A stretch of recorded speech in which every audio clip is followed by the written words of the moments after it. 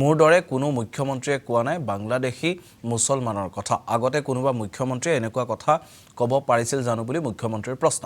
গণৰাজ্য দিৱসত মুখ্যমন্ত্ৰী হিচাপে বাংলাদেশীৰ কথা ক'ব পাৰিছোঁ বুলি দাবী মুখ্যমন্ত্ৰীৰ। অসমত 63 লাখ বিঘা ভূমি বাংলাদেশীৰ দখলত আছে। এই তথ্যখিনি দিবলৈ মানুহে ভয় কৰিছে। ভোট বেংক নষ্ট হোৱাৰ ভয় অন্য ৰাজনৈতিক দলৰ।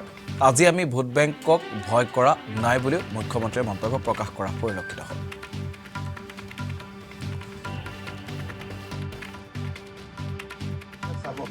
গণৰাজ্য দিৱসত মই যি ধৰণে বাংলাদেশী মুছলমানৰ কথা কৈছো, মিয়াৰ কথা কৈছো, আগত কোনোবা মুখ্যমন্ত্ৰী এনেকুৱা কথা ক'ব পাৰিছিলে নেকি? আজি মই ডিব্ৰুগড়ত কৈছো, অসমত 63 লাখ বিঘা মাটি আজি অবৈধ বাংলাদেশীৰ দখলত আছে। এই ডাটাটোৱেতো দিব মানুহে ভয় কৰিছিল যে ভোট বেংক নষ্ট হৈ যায় বুলি।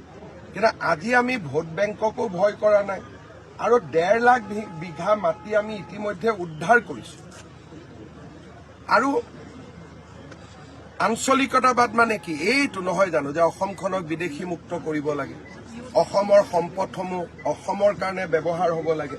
বেলেগটো আঞ্চলিকতাবাদ বুলি একো নাই। অসমীয়া ভাষা ধ্ৰুপদী ভাষা হ'ব লাগে। লাচিত বৰফুকনৰ সুখ্যাতি জগতত বিয়পি যাব লাগে।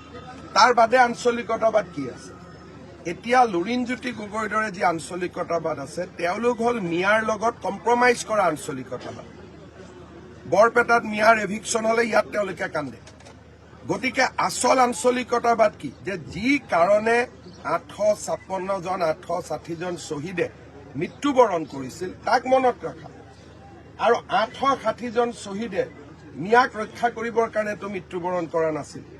গতিকে আচল আঞ্চলিকতাবাদ বিজেপিৰ মঞ্চতে হ'ব পাৰে, আন পাৰ্টিৰ মঞ্চত এতিয়া আঞ্চলিকতাবাদ নাই।